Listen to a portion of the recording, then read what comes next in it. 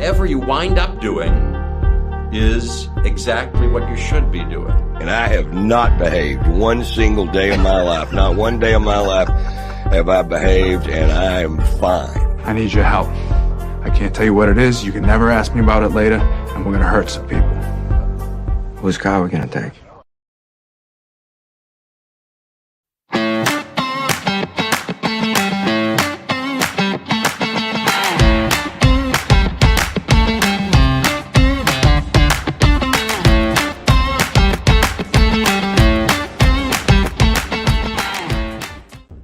It's Friday. Favorite day of the week. Happy Friday. Thanks for joining us on the Nikki Medoro Show live on YouTube weekdays starting around noon. But starting a little later because I know that Kim's over at the other show. So happy Friday. We have a fun show coming up. Of course, Friday food is happening. Those of you who follow me on my other social media platforms probably know what we're going to talk about because I made food this time. I actually made two different things. So I have a quick video to show you during our Friday food segment coming up in about a half an hour, which has quickly become my favorite and many of your favorite segments of the week. So that's coming up. We will, of course, start off talking about really the historic news surrounding former President Trump, the federal indictment, dozens of charges. And it's not just him, but it's also his former aide, Walter Nada. So we'll be talking about that and just kind of the reaction, your reaction to it. And again, the hypocrisy that is politics. I'm not even going to just say the GOP. I will say politics, but in this instance, it is just straight hypocrisy amongst the GOP. And honestly, it really comes down to the fact that Trump just can't shut the hell up. He keeps admitting crimes on tape, whether it's grab him by the pee or this is really secret and I should have declassified it as president, but I didn't. I mean, he's his own worst enemy. But do members of his own political party, does his base care? Although they believe in law and order and blah, blah, blah. Give me a friggin' break. So we'll touch on that. Again, we'll do the Friday food segment. And then here's a question. And I don't know if Sam's in the chat yet, some restaurant owners out there. I'm feeling there's obviously been this long time love-hate relationship with these food delivery apps like, Grubhub, DoorDash, things like that. A great article talking about a pizzeria that it's like they're barely keeping themselves above water because the commission fees and everything from delivery apps are dragging them down. But if they cut them off, then they sink anyway. So how do you balance that? Well, a lot of people are doing something a bit different, and I'm included in this, and we'll talk about that. Do you know who Baby Gronk is? Okay, if you don't know who Baby Gronk is, this kid's been in the news the past couple of days. It's like this 10-year-old kid who, apparently is a phenom on the football field. 10. I'm pretty sure I have his name right. Yeah. 10 years old. Apparently he's fabulous. But and they call him Baby Gronk after Gronkowski from the former Patriots and Buccaneers. But we'll get into that. And, is it a kind of a form of abuse to really, at 10 years old, or to be, shopping your kids around? And how do you balance that with another piece of news about a phenom? But this is a different type of phenom here in the Bay Area. You heard about that 14-year-old teenager who's about to graduate college and then go to work at SpaceX. Oh, he's like a genius. The story that I was reading this on ABC7. From birth, it seems like he was so smart. And, is there a difference in how society views people that are extremely smart versus extremely athletic? So we'll get into that. I do want to touch on the affirmative action debate that we were discussing yesterday. There was a great opinion piece in the New York Times that just kind of set me down this path of questioning how I really feel about it. And the headline of the op-ed said, Trump's justices did not doom affirmative action. Demography did. And have things fundamentally changed from when affirmative action, passed across the country? Here in California, it's banned. but it's been banned since the mid-90s. But it's this idea of, do we need affirmative action and the purpose behind it, and does that still apply? So we'll talk about that. And if any of you have benefited in the past by affirmative action, I'd love to hear your stories as well. If we have time, I want to get your guys' take on that RV site. I don't know if you've heard about it, but it's in my backyard here in San Jose. A 6-acre safe RV parking spot for people that live in their RVs. And is this the answer? I'll tell you why I actually like this idea. We do have movies with Tim Sika coming up to wrap up our Friday. And Bryan Cranston, great actor, Breaking Bad, many other shows. He's announcing his retirement, and the reason behind it, I absolutely love. And so, we'll get into all of that. Thank you to Rick, who started us off on the super chat with a $10 donation. Thank you, Rick. You're awesome. Thank you, thank you, thank you. So yeah, if you want to be like Rick, and please do, just look for the super chat button. It's the $sign under the live chat that you guys are all communicating in. And so you can do a super sticker, super thanks, super comment, throw some bucks our way. It helps me. It helps Kim. It helps support the show. The free thing that you could do at the beginning of every single show is click that thumbs up button right below your screen right there. It helps us out. And then the number one way is to become Medorable. I call that my crew that are monthly subscribers. Just go to the NikkiMedoroShow.com. The website's on your screen. The NikkiMedoroShow.com. You'll have a link to our Patreon in which you could subscribe and be a monthly subscriber for any amount you can't afford. And I hope that you, if you already are a subscriber, can maybe even donate some more. We're 100% crowdfunded.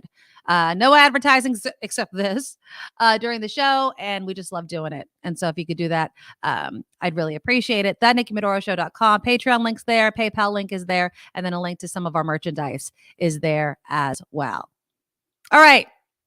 Let's get into Trump. So, it was one of those moments, and somebody had, I think, messaged me on Facebook and said, God, I wish Station X hosts were still on air, because at a time like this, I completely agree. But we have this show. Now, the federal indictment against Trump has been unsealed. Okay. It's in connection, of course, to the handling of classified government documents. 37. I've seen two numbers, 37 or 38 different criminal counts related to the former president's retention of classified documents after he left office. And of course, like I mentioned, it includes his aide, Walt Nauta. It includes conspiracy to obstruct justice, a scheme to conceal. He is charged with violating the Espionage Act. And so this is what he did. The transcript of this tape that was recorded in 2021, Trump is doing it to himself. Would you love to see if you thought that it would make a difference? And that's my problem with this whole thing, is I don't think that it makes a difference, because again, it's the hypocrisy of not only the GOP, but Trump's base. Law and order, lock her up. What about her emails? They don't give a crap. They just want their guy or gal in office. They're full of crap. But anyways, Trump acknowledged in a tape in 2021 that he kept secret information, and he used these words, secret, right? That he had not declassified. I should have declassified it as president, but I did not. Now, the DOJ has been investigating whether the classified documents from the Trump White House were illegally mishandled when they were taken to his home at Mar-a-Lago. So he's going to be, he has to arrive. He's going to be indicted officially on Tuesday. He'll be formally placed under arrest. He'll be booked and processed by as a federal defendant, and then he'll appear before a judge for arraignment.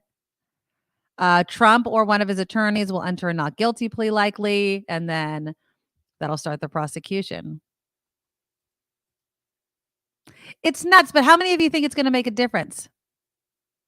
How many of you think it's really going to make a difference? Anybody? Because I don't. And this is the thing that got me. This is the problem, is that everyone's like, this is historic. And GOP members are like, this is unprecedented. Yeah, because Trump is unlike any other person we've had as president, right? Like, we knew who he was, and people just didn't care, right? So this is why we find ourselves in this situation. But did you know Trump could still be elected president despite the second indictment, even if he's convicted. Even if he is convicted, he could still be elected. So, the U.S. Constitution does not list the absence of a criminal record as a qualification for presidency. It only says what? Natural born citizen who are at least 35 years old and have been a resident of the U.S. Constitutional experts told ABC News previous Supreme Court rulings hold that Congress cannot add qualifications to the office of president. So it's not like we could change the rules now. In addition, a state cannot prohibit indicted or convicted felons from running for federal office. So if Trump were to be indicted or convicted and prevented by law from traveling out of state, obviously it would impose this inability to travel and campaign, but he could still run. Now, there's this constitutional law professor, James Sampler, who was being interviewed by ABC News. He says the Constitution sets minimum requirements. The rest is up to voters, right? Like electing the damn person. And Sampler also pointed out the irony in the electoral system, in which many states bar convicted felons from voting, right? So if you're a felon, can't vote. In many states, not all states, in many states. 48 states, though, have laws that ban people with felony convictions from voting.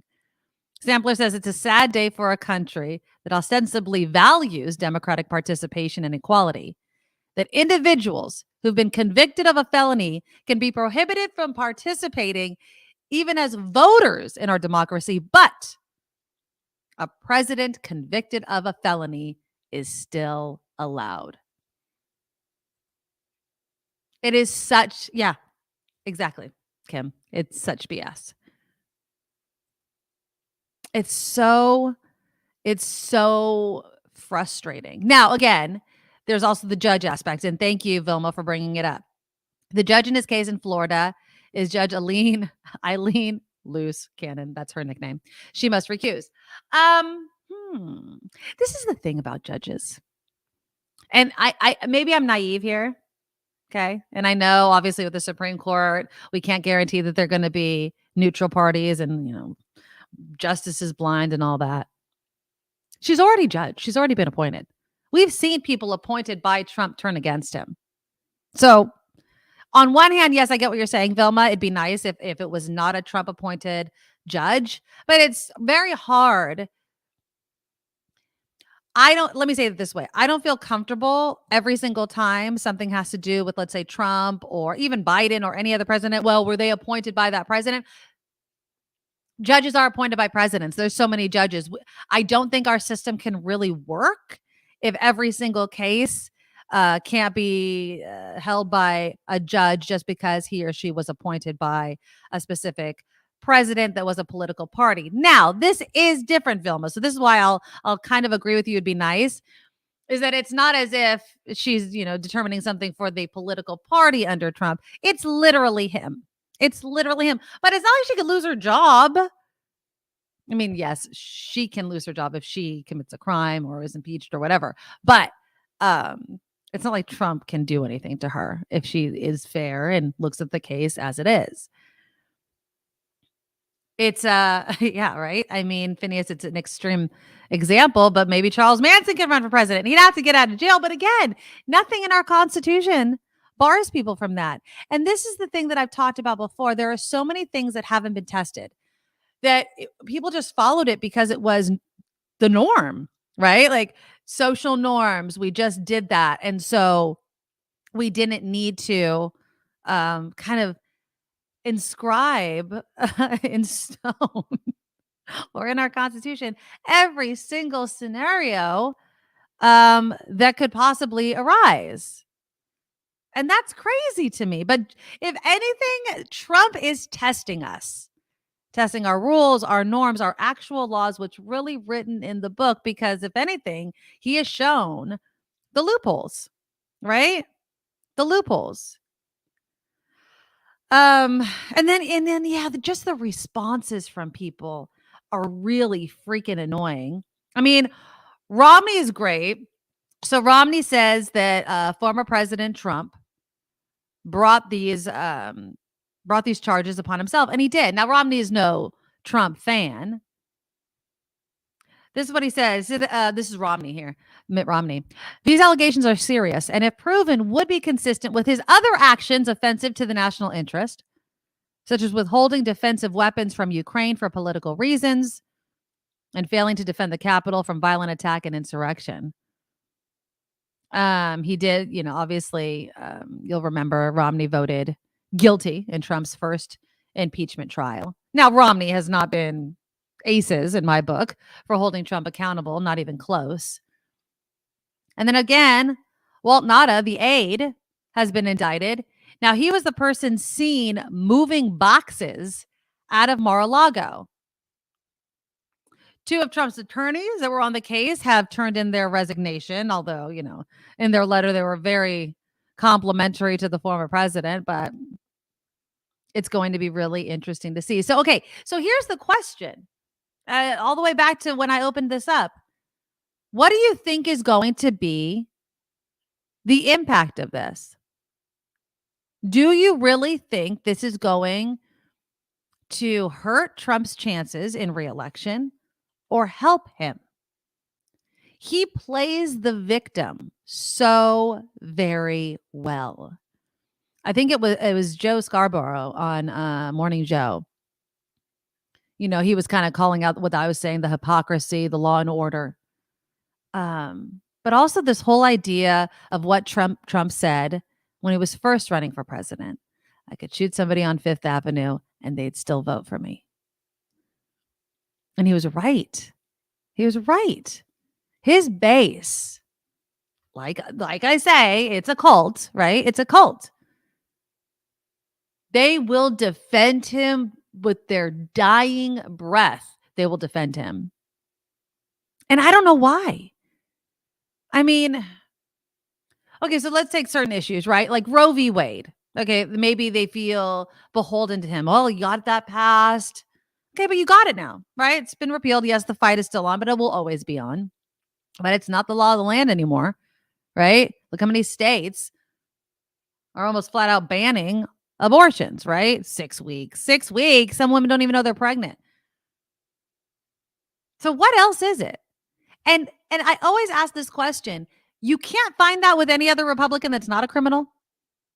Your entire political identity is all wrapped up in one person, and it can only be one person. There is no absolute way that any other person can run for president and get your vote, Republicans. I was talking with a friend of mine, and it's really funny because his wife is a Democrat, and she just says he is not a Democrat. And he's like, but I'm not a Republican. And she's like, you've never voted for a Democrat. He's like, I voted for Democrats. It was kind of cute to watch them because they're a cute couple, but obviously politically different. And he said flat out, he's like, I wouldn't vote for Trump. And I was like, and she's like, but you would never vote for Biden. And he's like, no. And I'm like, okay, well, then he was mentioning some wacky other ideas. But I mean, there can be Republicans, I won't agree with them politically, but just aren't criminals, aren't being federally indicted as they're running. And I love the narrative that some of them have in saying, oh, Biden's Department of Justice is going after his political foe because he's coming up against him in the next presidential election. No. This crap has been going on. There's a reason why Trump is running for president. And I say, number one, it's to cover his ass. It's to give an excuse. They're only coming at me because they're scared I'm going to become president again. They're coming after you because allegedly you're a criminal. Oh, they've been after Trump since the get-go because he's been a criminal since the get-go. He has been. Anybody that admits on tape again that they assault women he should have been out then. But of course, we have asshats in this country that just don't see anything wrong with that. Locker room talk and boys will be boys. But no, there's a reason why people keep coming after Trump. It's because of who he is. It's like, it's two camps. It's no, they just hate him politically, or he's a criminal, Or the reason he faces so many investigations and he's been sued so many times and people have the same kind of stories about him is because that's actually who he is. But no, let's just think that the whole world has just conspired against this one man. No, we're trying to hold this one man responsible because no man or woman should be above the law. And I think it's more dangerous if we don't do anything. Oh, I think it's bad for the country if we federally indict a president. If we convict a president, how that's going to break our country. No, I don't believe that. I think that's the narrative you're trying to sell to us so that we're scared. No, I think we'll survive. I mean, yes, people are like, we could have another insurrection. Well, you know what? Send their asses to freaking prison too. Out of those people that are spending 25 years in prison feel, has their president visited their former president visited them even once? Written a letter? No, but I bet they get text messages still to their phone asking to donate to Trump's campaign because he's a grifter. And he scams people. As they defend him with their dying breath, he will reach in and take their last freaking dollar and still play the victim. I just don't get it. All right, let's welcome our friend Kim McAllister. Hello, my friend. Happy Friday. It is a day that will go down to the history books, but I don't think it's going to make a difference to his campaign. I think it's still going to full steam ahead. Yeah, because the people that love him love him. No. It doesn't matter. I mean, if indeed he could open fire on someone walking down a major street in New York, then, what's a little espionage between friends? What's a little, top secret nuclear document between friends, right? Oh no, but it's, it's a hoax and I'm innocent and look at that. It's election interference. Oh, yeah. Come on. I don't know. I mean, I hope Vilma's right. She writes, I believe independent Trump-leaning voters will start noticing that King Trump has no clothes because of his indictments. I don't know. I feel like he controls the narrative so easily. Like he's a master at it. I'll give him that compliment. I'm putting that in quotes. I mean, he can turn it and make you believe he's the victim. He will make you, again, not believe the things that you hear him on tape. Right? Don't believe that. What? I can do that. That's fine. I was joshing. Right? I mean, he will make up whatever excuse. He is on tape. He can't stop blowing the whistle on himself, but his base will defend it. Oh, it's okay. But you know what They'll twist his words. I love about it is the more he opens his flappy lips, the more he gets himself in trouble. But I was talking to a friend yesterday, and she's really smart, not super political, but she's making dinner and I'm sitting at her kitchen table and we're just talking and I see the indictment come down and I say, oh my God. And I'm losing it at the table. And I'm like, oh, here it comes. And I've been waiting for this one. She goes, I don't know why you're freaking out. She goes, because it's all political and nothing's going to happen to him. Yep. And I was like, Kate, it's not all political. When you break laws and you do things that are bad for the country and you keep documents knowingly away from federal authorities and you're moving them all around and you're flashing them in front of people saying, don't stand too close to me. I know, right? This is not political. You're a downright criminal. And how do we not hold you responsible for that? So I don't know, but I think people like my friend are frustrated that it seems like he, time and time again does Teflon things, Trump, Teflon Don, and things just roll right off. Well, maybe not this time. I like to think I have this lovely fantasy of Donald Trump in an orange jumpsuit in jail, maybe a Secret Service guard, posted outside having a snack. And that to me brings joy. I'm not the kind of person that usually takes joy in other people's misery, but I dislike him so intensely and fiercely. And I'm so horrified by what his presidency and January 6th and everything else has done to the country that I have to say, this would please me greatly. So if he This doesn't would go to please me jail, greatly, yeah. if he doesn't go to jail for this, I'm really going to be disappointed. Well, and before we brought you on, I was going over, in the Constitution, there's nothing that says a convicted felon can't run for president or be president. He can No. still get And elected. here's what Jim Avila was talking about earlier on the Mark Thompson show. He said, so here's what happened. Here's a scenario. Mm-hmm. He can still run even if he's convicted. Right. And then he gets elected, and there's nothing to say you can't pardon yourself. Right. And all the people associated with everything you've done wrong. So he wins. He pardons himself. They unlock the prison doors, and out he walks into the White House. It's And ridiculous. it is like a nightmare scenario. So what happens to America then? Mm-hmm. What do we Right. do then? When we talk about breaking America because we've convicted a president, no, we'll break America if that happens. So That then will are break we America. rioting in the streets? Then do we Oh, see yeah. these political cleavages like we see in, countries where they They'll have round up every critic of Trump out there. Yeah. there's people firing guns into the air, and there's, political upheaval and economic instability, and no one is safe, and it's all, volatile. Is that what we're turning America into? Do Mhm. we want to hold on to this guy so tightly that And that's why? what He's we're not willing to good of a plunge person. America? And now Ugh. Jim Avila said, Kim, put all that in a box. Like, don't freak out. It's okay. Right. I don't think this is going to happen. But, sometimes your mind thinks, okay, well, best case scenario, right? My fantasy where he's in jail. Of course. Worst case scenario, this other thing I just mentioned. So I'm Yeah. sure the truth will lie somewhere in between that, and it won't be as big a deal as I think it is. But this is where my mind goes. Exactly. Like John says, Trump's lost the independence. He's going to lose. Phineas says that's the only reason why Trump's running to evade prosecution, not because he Yeah. wants to be president. Absolutely. He knew I can use every critic, every lawsuit, everything as a political excuse, right? They don't want me to run for president. They don't want me to be president. That's why they're coming after me. No. But I will tell you this. I remember vividly before Biden ended up winning the presidency. And before the actual insurrection, I was very scared. I would lose sleep at night over effing politics, man. I was scared. And I remember just being like, please, because I really thought Trump was going to win. All hands down. I did not have enough faith.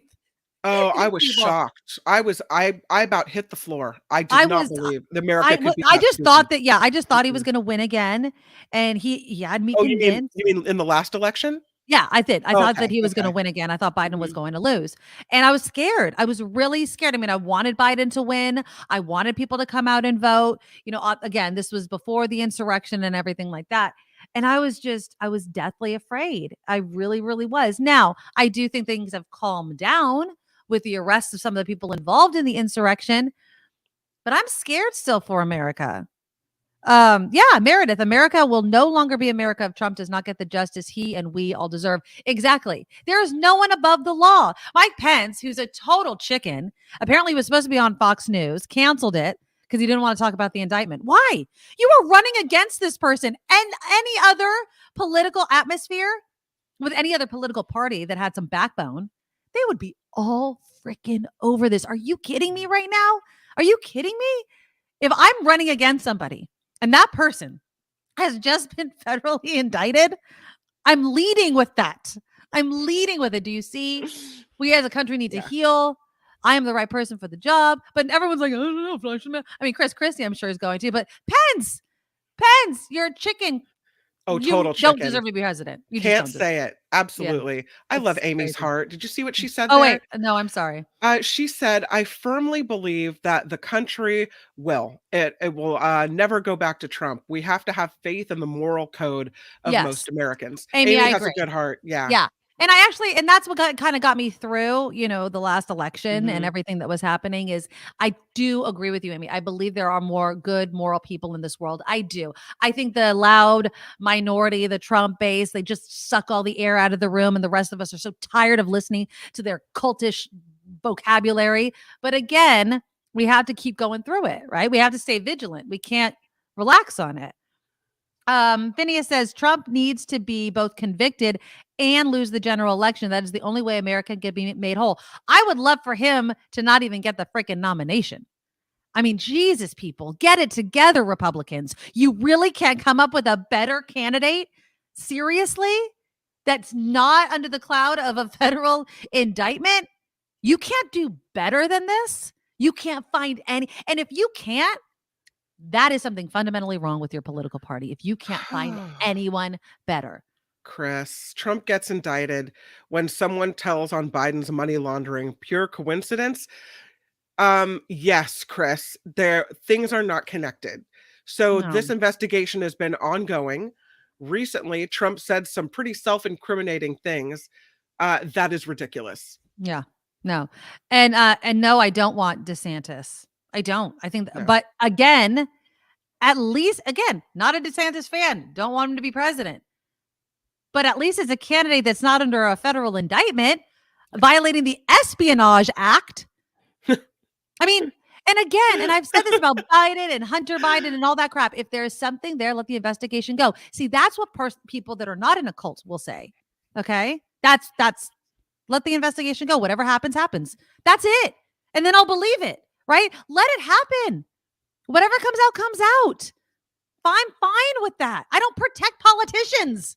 I don't, even if they're part of my political party, I don't give a crap. I don't know why there's so many Trump supporters that feel they need to fall on the sword for a guy that would step over them in a heartbeat. I want to show you some of the pictures being run on CNN. Have you seen all the places where the documents were kept? I'm telling you, it's wild. When you think about what is in these boxes and the secrets that America, look at them, how they're kept. He's a slob. Well, I mean, do we know? So that's how he had them. There's in the ballroom, in a storage room. And you know, there was some in a shower in the bathroom. There's the ones in the shower. God. Yeah. I mean, granted, it's a pretty big shower. I'm telling you. I don't understand. This is where it's kept. I feel like he wants them because then he gets like, look, because the transcript, it's basically like he is bragging, right? I've got all this stuff. You're not supposed to see it. He's a child. Yeah. He doesn't deserve to be president again because he's not responsible. He's not responsible enough for the position. He never was. All right. Well, so we'll see what happens. Again, on Tuesday is when he is going to be heading to his arraignment. He's going to be booked and processed as a federal defendant. Does that mean he gets a mugshot? Do we know if that means he gets a mugshot? I don't know. He didn't last time, but that was a civil case. This is criminal. And federal. He has to be processed. I mean, processing means fingerprinted and mugshotted, right? You know what I'm kind of excited about? Because a lot of times you'll see an indictment come down and this takes years and they drag their feet. Well, what I understand now is special counsel Jack Smith says his office will seek a speedy trial. That happened in this afternoon at the press conference. So, okay, we'll take a speedy trial. That'll be great. Yeah, but we'll see. I mean, I think we need to be patient, Kim. You know what I mean? Like, we need to be patient. We need to figure out and do it by the book. I don't want anything to be messed up, but I also know that the DOJ would not move forward with something as historic and monumental as filing federal criminal charges against a former president if they didn't have it. Some other things that came out of the press conference at noon from Jack Smith. He says, our nation's commitment to the rule of law sets an example for the world. We have one set of laws in this country and they apply to everyone. Yep. He said they have investigated this case to the highest ethical standards and they will continue to do so as this case proceeds. He said, it's very important to me to note the defendants in this case must be presumed innocent until proven guilty beyond a reasonable doubt in a court of law. He did say he wants Americans to read this indictment to understand the gravity of the crimes. They won't, though. Trump's base won't read it, but and that's the special counsel that's on the case. I mean, I hope they do. You would think that as much as they're obsessed with the Hunter Biden laptop story, that they would have a little bit of time to, read this case. But yeah, it's going to be. I want to say, let's pop the popcorn and have fun watching the whole damn thing. If our entire democracy wasn't hanging in the balance. Exactly. I mean, if it wasn't so pivotal, right? I mean, Oh. you just gotta have faith. You gotta have faith, the faith, the faith. Yeah, we'll see. We'll see. Okay. Let's do some headlines, Kim. Do you have your headlines ready? Oh, yeah. I don't have any Okay, pictures, but I'm ready to roll. Okay. And then I'm going to go get my food. And I know Okay. some of you already saw it in the comments, saw my little video. I'm going to show you my video again if you haven't seen it, so you don't have to go away and see it. I do want to give some thank yous, though, because our super chat is live, and you guys have been generous to start off the show. Rick, like I mentioned, started us off with $10. Then Wes came through with $10. Rick Oh. came back with $5. Kathleen jumped in the game with a $20 super sticker. And then Wes came back again with a $10. I love you guys. Thank you, thank you, thank you, thank you so much. We love doing the show. The money goes directly to us after, of course, Google takes its cut. But we appreciate everything you guys can give. Again, consider becoming a Medorable by going to the NikkiMedoroShow.com, the NikkiMedoroShow.com. We really do appreciate all the help that you guys give us each and every day. Okay, so I'm going to go get my food. We'll do a Friday food segment. We'll talk also about food delivery apps. Have you changed how you use them? Because they're becoming more and more this double-edged sword for restaurants that are just trying to make ends meet. That's all coming up on the Nikki Medoro Show. Now, from around the world to up your street, the Nikki Medoro Show presents News Czar Kim McAllister.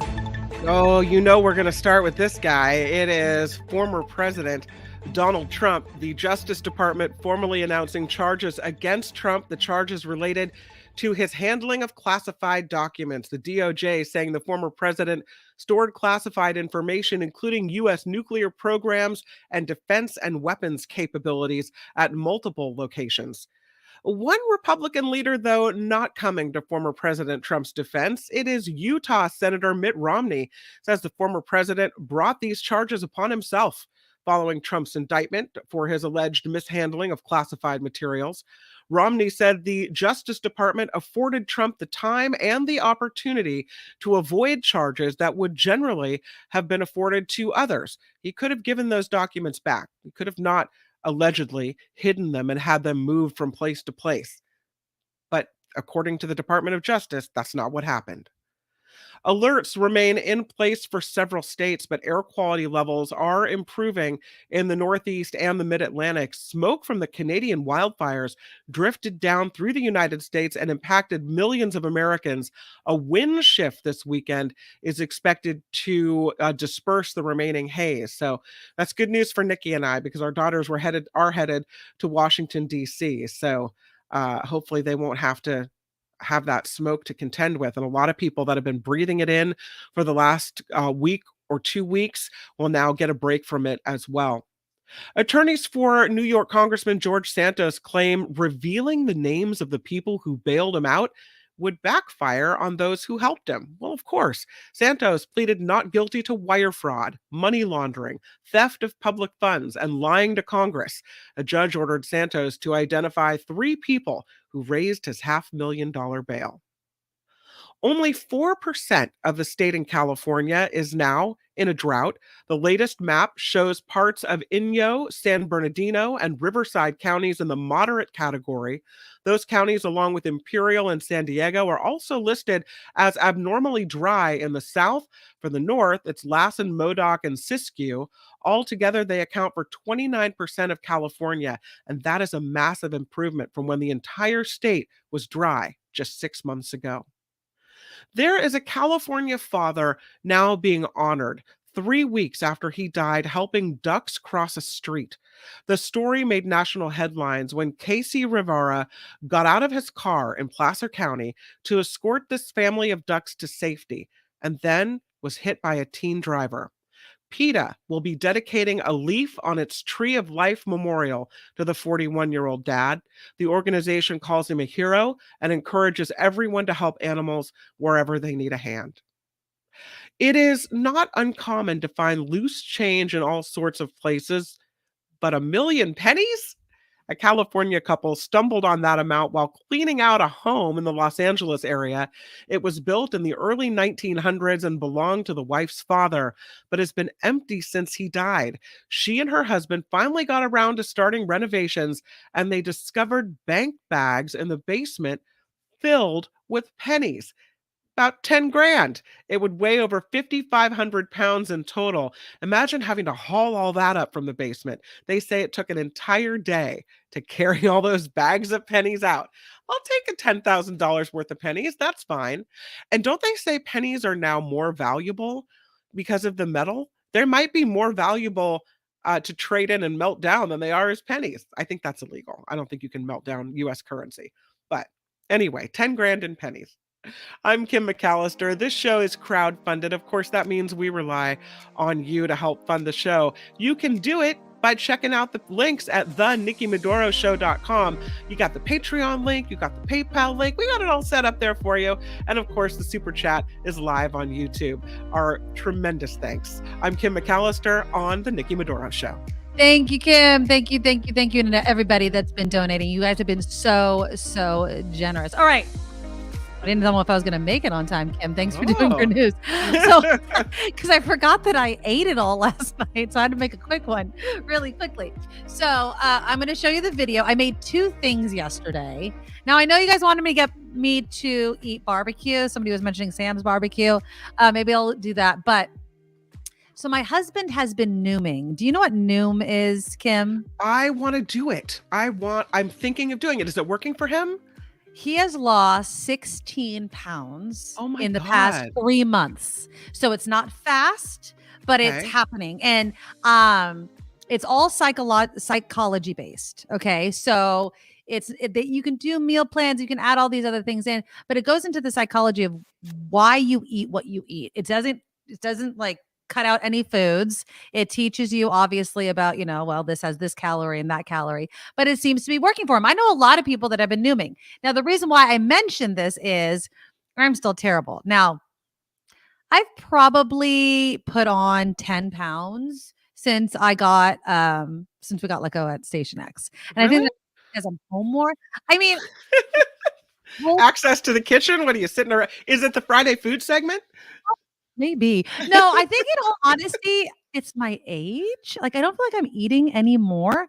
But anyways, there's a free option for Noom that I'm doing. And I just started with him just today, actually, because I'm like, I need to do something about it. And he literally told me yesterday how much weight he had lost. And I'm like, you know what? I'm just going to give it a shot and I'm going to do it. But that also requires me making better food choices. And so our Friday food segments, I'm not saying they're not going to be delicious. And sometimes they'll probably not be the healthiest, but I'm going to try and balance it. And so yesterday, I've been seeing these TikTok and these Instagram food videos, which I'm obsessed with, for these rice paper rolls, which I've never used before, and also this tortilla, but not a tortilla hack. So here is the video. I'm going to show you the video that I did. I have one here, and I also have some pictures that I'll show you. But so here is, again, and I'm just going to, let me take the background about, there we go. And here we go. Okay, so we are going to make some shrimp wrapped in rice paper. This is rice paper. It feels like plastic, but it's really easy. So I'm going to put this in here for 5 seconds. I have my shrimp already cooked and my chicken, some sliced jalapeno and some avocado. You just pull it out of some warm water. It's going to continue to get soft as you wrap it. So you do that. Let that sit there. I'm going to take 3 shrimp. And you can season them with whatever you want. I did salt, pepper, garlic powder, and paprika. And then I'm taking a couple of slices of jalapeno. You know I like it spicy. And then a slice of avocado. And just do that. And then you just kind of wrap it like a burrito. It's really easy. Do that. Like this. And it gets a little stickier as you wrap. And it'll stick to itself. I'm just going to push that down. You go. So there it is. Aren't they pretty? And I decided to fry one up to see how that would do. So we can fry one of them and I'll show you how it looks. So we're frying this one up to make it crispy on the rice paper. And quickly on the other side because you don't want it to break. That sound everybody likes. Dip it in some of that if you want. Yum. So the next thing that I'm going to do, because now I have the chicken, is I diced up some chicken and I took a dried seaweed and I cut it in half just up to the middle right there. And what I'm going to do, is make kind of like a packet. So I have some rice already made, and I'm gonna put it in one quadrant, if I could speak, and spread it out like that. Okay, I'm not the neatest, but I try my best. And then I'm gonna take some chicken, and I'm gonna put it over here. Okay, and fill that up. The dog's begging. Then I'm gonna take some jalapeno, because this is gonna be spicy. And you can use carrots, you can use whatever you want, but I like it to be spicy. And then I have some avocado that I sliced up really thin. That I'm just gonna lay. Probably could have done it a little nicer, but I'm not a chef. I'm just Nikki. There you go. And then this is how we do it. So you're gonna go, eek. I should have gone the other way. But you're gonna go 1, 2, and then 3, like this. And there you go. Doesn't that look good, Dylan? Yep. So there you go. Yeah, so it was really easy. I liked the little tortilla hack wrap thingy. I was distracted by your shirt. That was very cute. That's an old shirt. I've had that shirt for years. I love that shirt too. Yeah. I wasn't anticipating making a video yesterday. I was just going to take pictures of the food, but then as you can see, Dylan was doing the video for me. My kids were just kind of, I'm like, okay, fine. Just take one solid video of me. So anyways, I have some other pictures so you guys can get a closer look at what I did.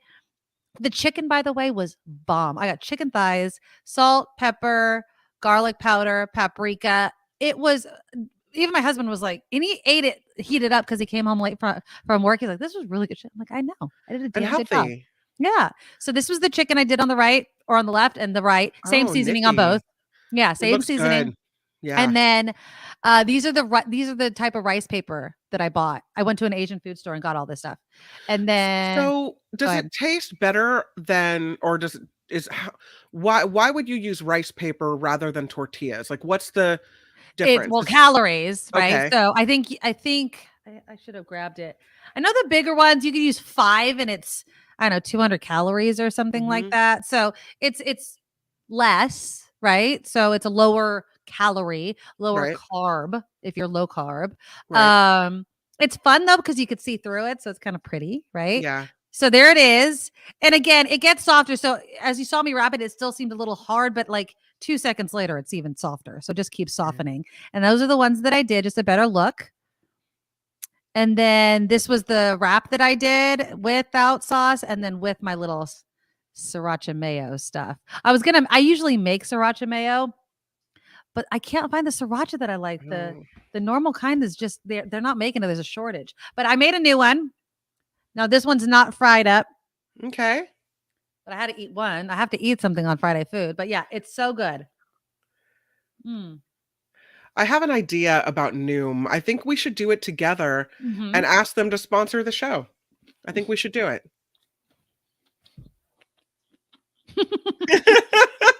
I'm chewing. You're like, yeah, Kim, that sounds like a really good plan, Kim. Why don't you call Noom and set that up? Yeah, exactly, Kim. That's exactly what I was going to say.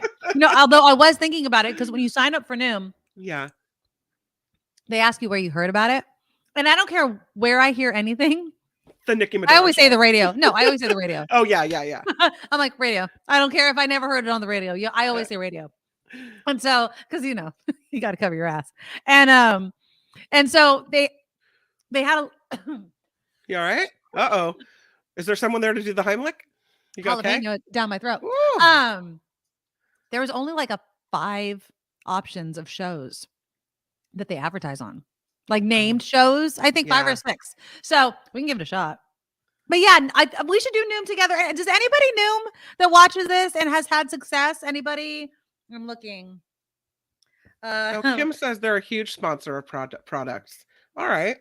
Okay. Well, that could be good. Well, I mean, I've been thinking about it, and I read an article once that said, it doesn't make that big of a difference, that it's all stuff you can do on your own, that They advertise it as this big weight loss thing, but most of the people that lose weight on it end up gaining it back.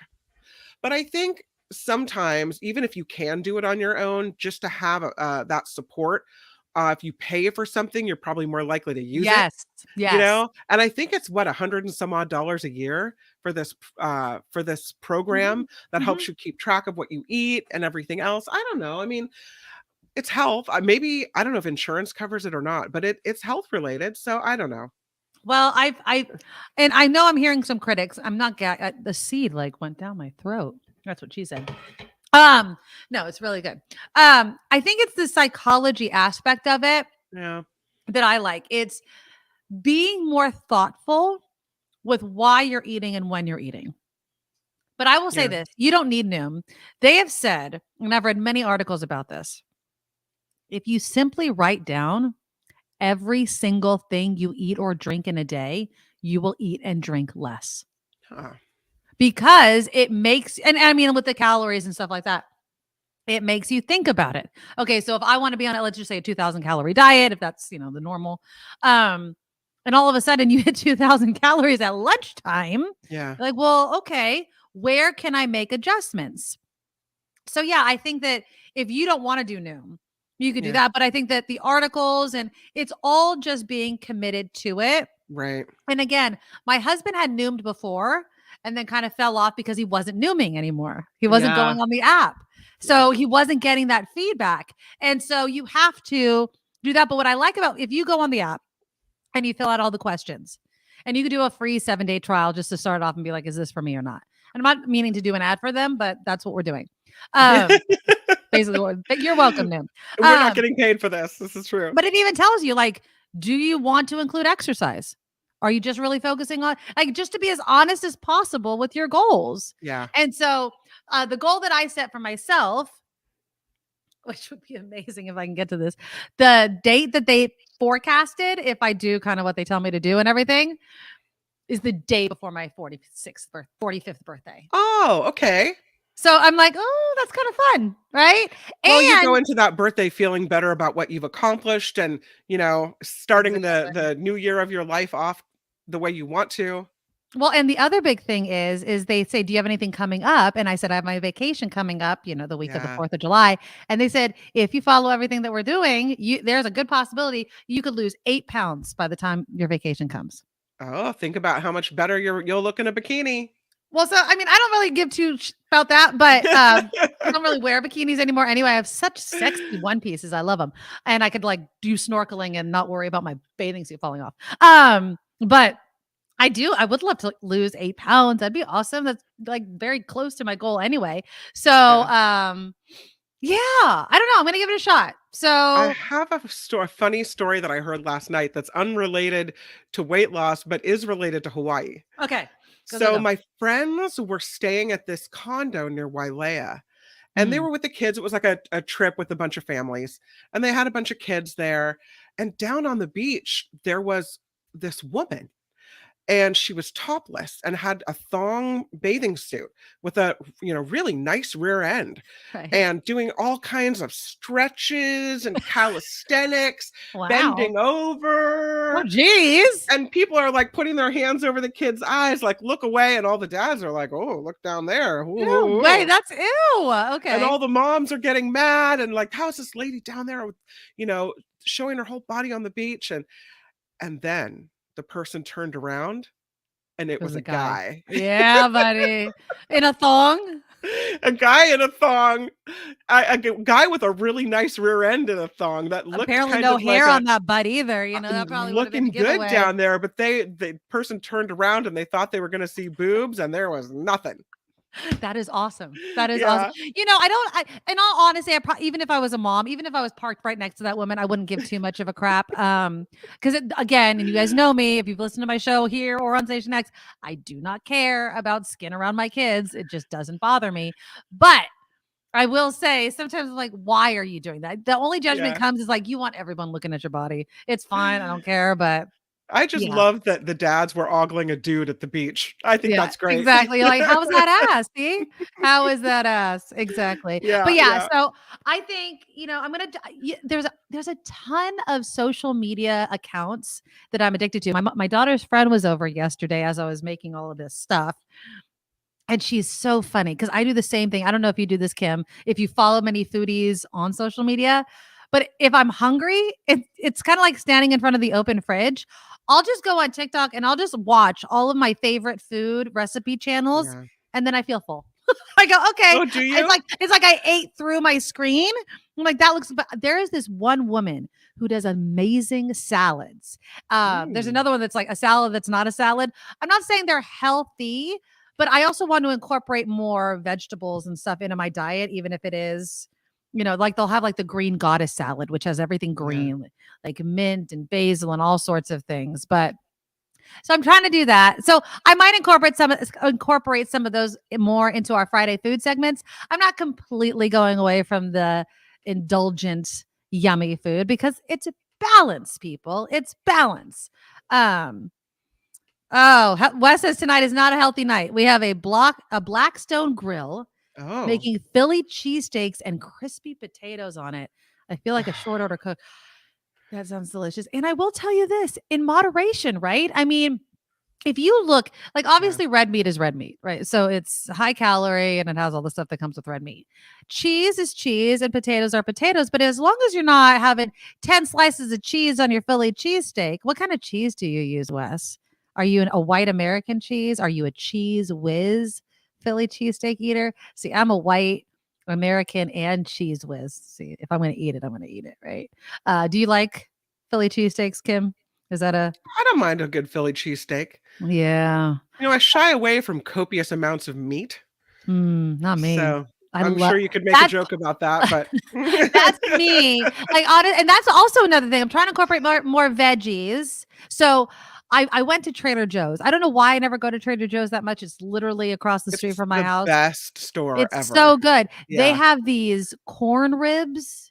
Have you seen them? So they basically take a corn on the cob and they kind of quarter it. So it's like a little rib and you can eat it. And it has like butter. And I got everything but the elote seasoning on it. It is so freaking good. And do I live in San Jose? Have I had Amato's cheesesteaks? Yes. Bomb. Very, very good. Provolone, a lot of provolone or American. No cheese whiz, people? Really? No one does the cheese whiz on the cheesesteak? I have both. I'm just going to admit it.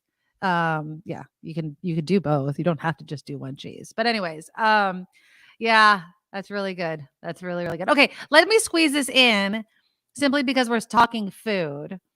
There was this article in SF Gate.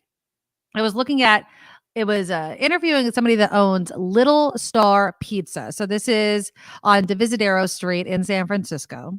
Mm-hmm. And they talked to, I guess this is the owner, about how concerned he is about the delivery apps.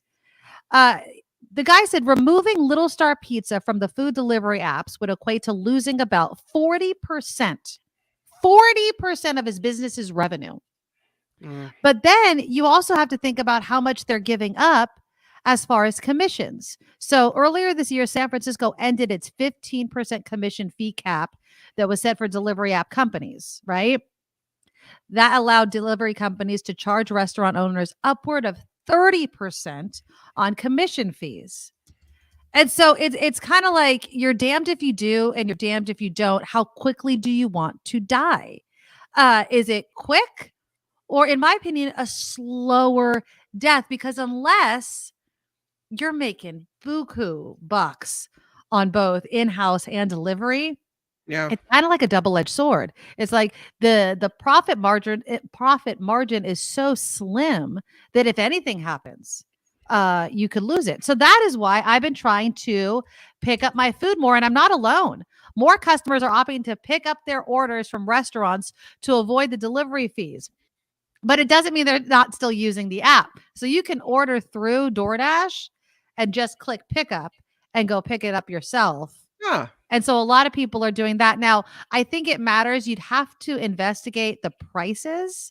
Yeah. So, so for instance, one woman, the CEO of Dickie's Barbecue Pit, said that fewer customers were using external delivery platforms. Online orders for her were nearly half of the sales, and third-party delivery orders as a proportion of those were down almost 7%. I would much rather, if it's close enough, pick it up myself. Sometimes I'm lazy, but I'm just trying to avoid those high delivery fees.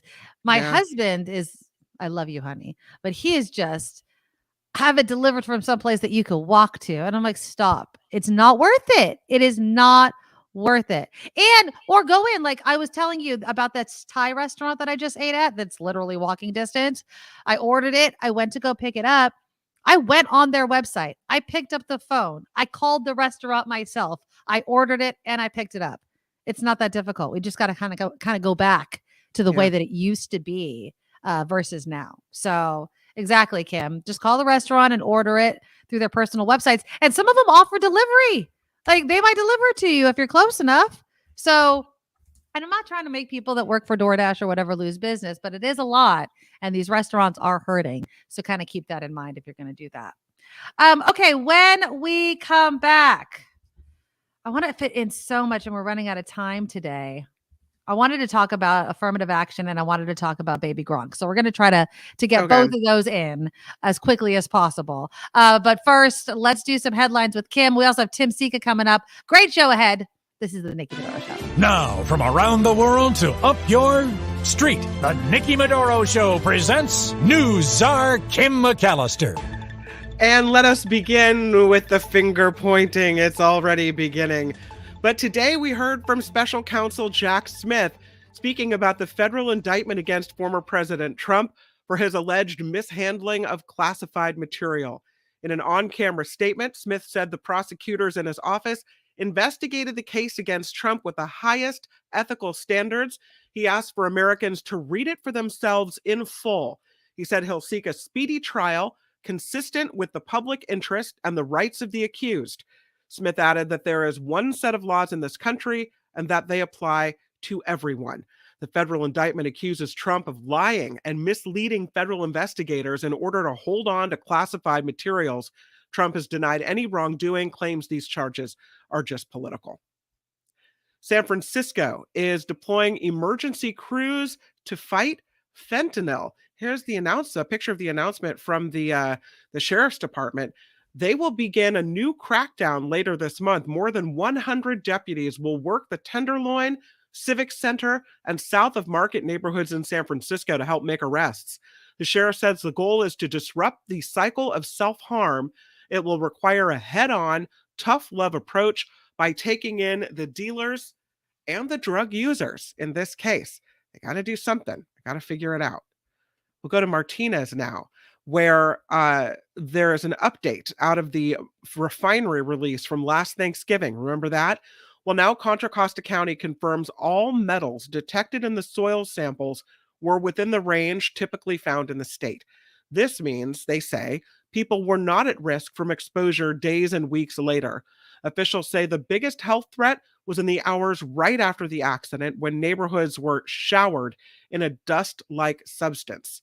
But it looks like they're now saying there is no lingering effect from that situation in Martinez.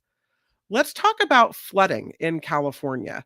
I don't know if you remember some of the flooding we saw over the winter, flooded highways, the flooded community of the Pajaro Valley. Just horrible, people being inundated with water. Here's a picture of some of the flooding that we saw. While more money is being invested to protect Californians from the historic flooding, a state program has awarded $217 million to help conserve, store, and deliver water to communities. Just what we need. Of the 44 projects, one will reinforce a dam in Los Angeles County. Another will help 2 Fresno schools irrigate with recycled water. On top of that, $71 million is going to areas impacted by drought. Most will be spent to address dry wells. Well, by next Tuesday, Binance customers will no longer be able to use US dollars to buy any type of crypto on that platform. This is Binance, and they've been in a bit of trouble with the federal government over the breakdown of crypto. So I can try to get a picture for you guys up. I do have a well, I don't know. How badly do we need to see a Binance picture? I'm just going to move on. But yes, so Binance is saying that they are announcing developments. Binance now blaming the Securities and Exchange Commission for what it's calling unjustified civil claims against the business. The SEC filing 13 charges against Binance this week and requested a temporary restraining order to prevent an asset flight as well. Meanwhile, over at Facebook, Meta, Mark Zuckerberg announcing artificial intelligence breakthroughs at his companies. The Meta CEO telling employees Instagram will soon allow users to modify photos via text prompts. He said it's just an example of the work that Meta is doing with generative AI. And I don't know, Nikki, if you have seen any difference in what's happening on Netflix and the ability to share passwords on Netflix. Yes, I have. They've totally locked me out of my smart TV. Oh man, are I you know. kidding me? Yeah. A lot of people are feeling that that whole Netflix lockout, unfortunately, but it looks like it is actually kind of good for the company's bottom line, I People are guess. signing up. Yeah, Netflix is seeing a big bump in subscriptions since implementing the new password sharing rules. The TV analytics company Antenna reported today the streaming giant saw its best 4-day period of new signups in the US in the days following their announcement. Netflix gaining nearly 100,000 new subscribers on May 23rd and an average of 73,000 new signups over that 4-day span. That marked a 102% increase for the previous 60-day average.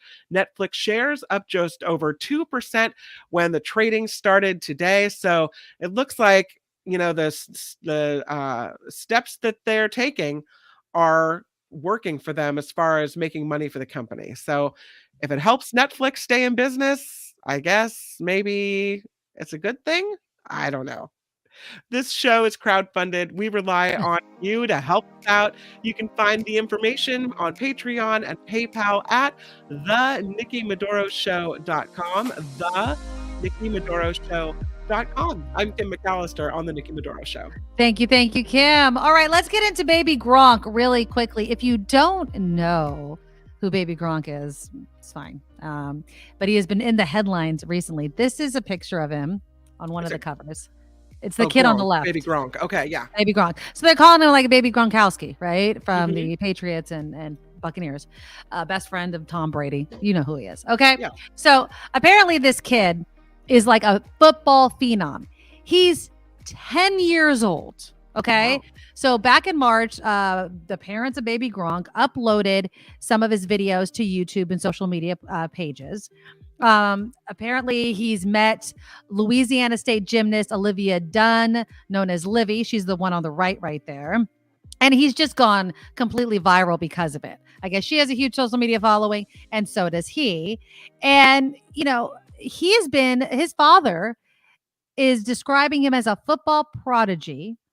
Apparently he's been taking him across the country for unofficial visits to different colleges and universities. He's been called a future football superstar since he was 6 years old. The kid has more than 319,000 followers on Instagram. They met Livy through mutual friends, and so that's why he's gone even more viral. Here's the reason why I bring this up. One, what do you think about just a 10-year-old being exposed like this on social media? He also did a video, and I took a screenshot of it. That's him in the white t-shirt, and there's a bunch of scantily clad girls around him, and he's like holding up his things, like trying to be a badass. He's 10. He's 10. What happens to your little boy brain? I mean, either he's going to self-implode, or he's going to get hurt, or he's going to succeed. I mean, that's all possible, right? Or maybe he grows up, though, to be a real jerk, to think that he's somehow more important than everybody else and better than everybody else at a young age, and doesn't have that kind of down-to-earth humility that I don't know, makes some sports stars really likable and relatable and successful because they don't end up, going down a road of drugs and flashy life and stardom and all that stuff. Yeah. I worry that you expose a 10-year-old kid to this and it leads to the downfall. Right. Now, again, let me show the picture because somebody was asking. The kid is on the left. Mm-hmm. See, he's holding up a necklace that says Baby Gronk.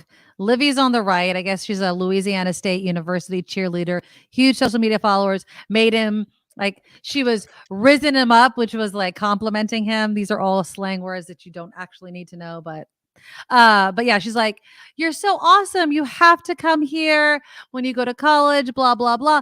My thing. And again, I am not a parent of someone with huge sports dreams. I don't know what that's like. Okay. I don't. I have no experience listening to my kid be obsessed with something. I can imagine if I did, I'd be like, my kid, they want to go far. They believe in themselves. I mean, these are the stories that you hear. I mean, look at them on the field or on the gymnastics bar or whatever the sport is, right? And then there's always this thing in the back of my mind that's like, okay, but are you putting all your eggs in one basket? And are you teaching this kid to do it the same way? It's not as if he's playing a safe sport. He can get hurt. He can get hurt tomorrow. Not that I want him to, but if that's all of his identity wrapped up in a sport, and then that sport doesn't, and then what? And then maybe he goes and he's not as good as everyone thought. Maybe he just has a good, PR campaign or something. So that's dangerous. Now, the other reason why I wanted to bring this up is this week's news about this other kid whose parents have been, really trying to prop up his dreams and his talents and everything like that. But this is not a sport. This is academics. Did you see this 14-year-old Bay Area kid that has a job at SpaceX? Not only was his IQ seen as profoundly gifted, so was his emotional intelligence. Quasi started at Las Positas Community College when he was 9 years old and transferred to SCU when he was 11. I went from being like a third grade mutineer to really feeling validated intellectually. By the time he transferred to SCU, he had already started working with Intel Labs as the only undergraduate intern on his team. Quasi is grateful leaders gave him opportunities to see beyond his age. I think there's a conventional mindset that I'm missing out on childhood. Right.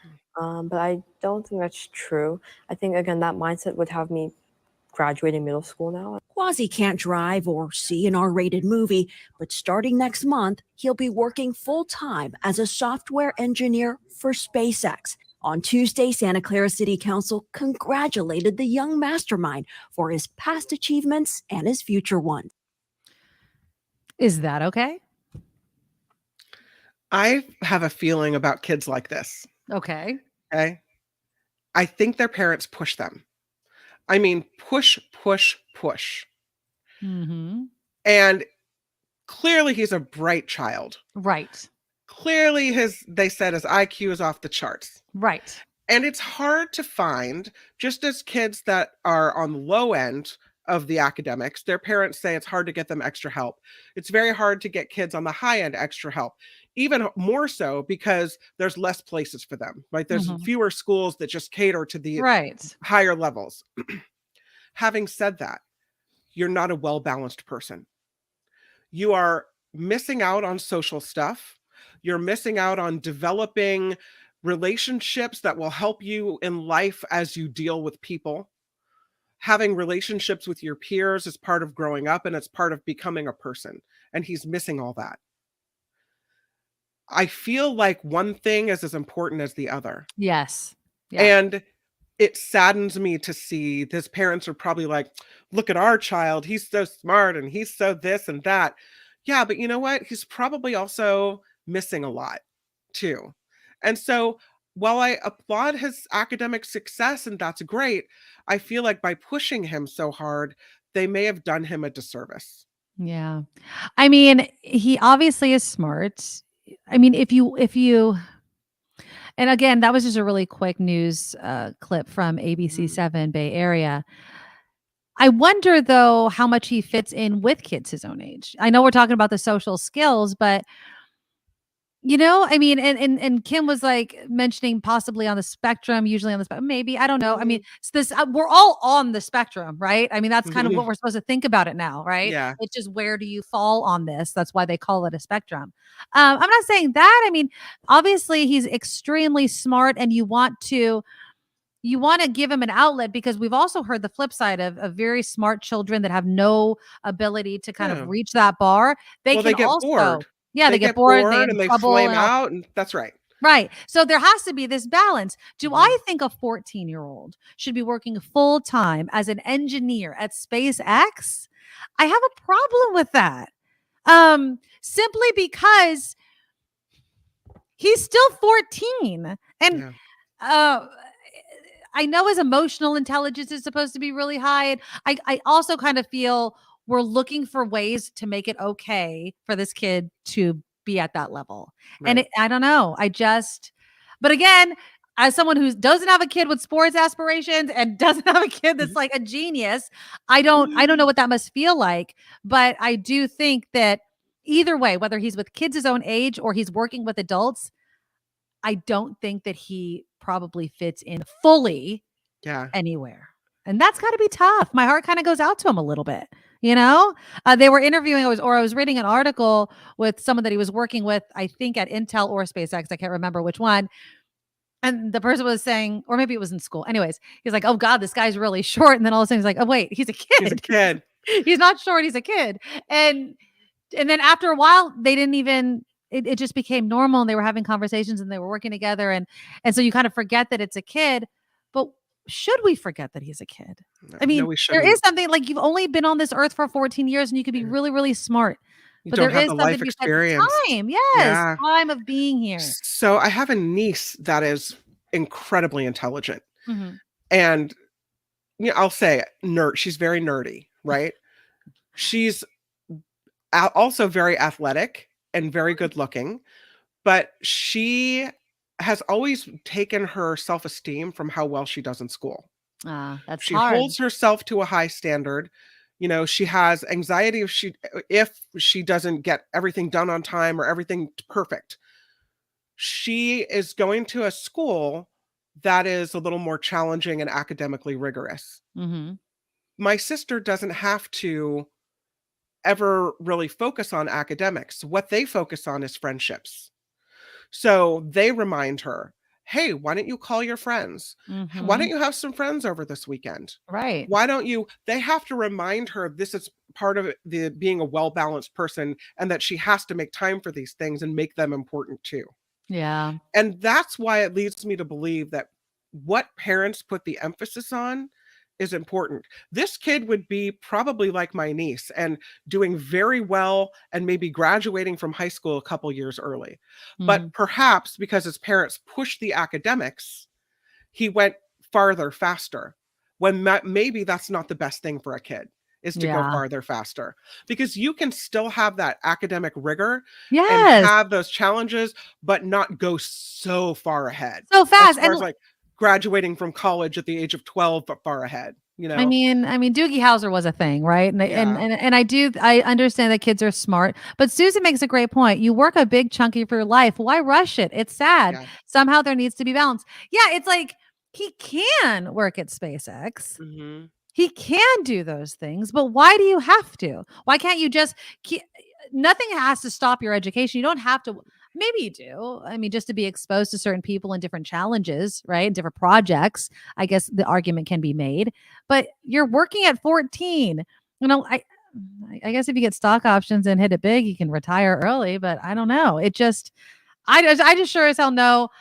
I always tell my kids, this is the best years of your life. You have no bills. You only have to worry about school and education. Live it up, kid, because it's not always going to be like that. Don't rush. My daughter just asked me the other day, she's like, can I get a job at this restaurant that she likes to go to? I'm like, you're too young to work. She's like, no, I'm not. I'm like, yes, you are. Yes, you are. You're only 14 years old. And I was like, don't rush it. You're 15, 16. You want to look for a part-time job, make some of your own money. And that's what she was. She's like, well, how do I make money? I'm like, do work nobody wants to do. Go ask the neighbors if you can go pick up poop. And every time, and I always throw that out as an option because it's a job nobody wants to do and are willing to pay other people to do it.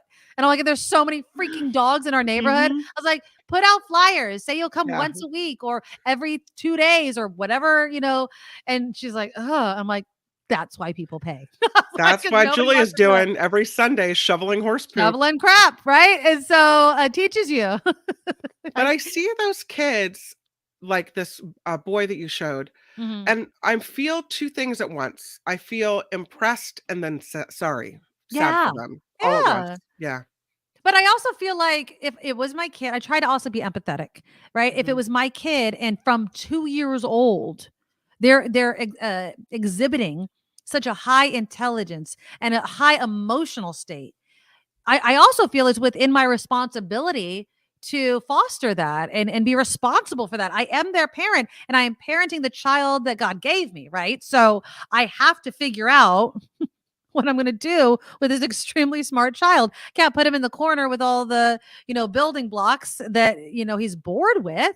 You want to obviously feed that intellect. At the same time, are you feeding the silly, the fun, Yep. right? The making of a mistake and you saw the picture of him with like sand Yeah. on his face in the water, but he was like reading some Pharaoh's book or something. Yeah. And not saying but has he been bored? There's something to be said with being bored as well. So I don't know. It's hard.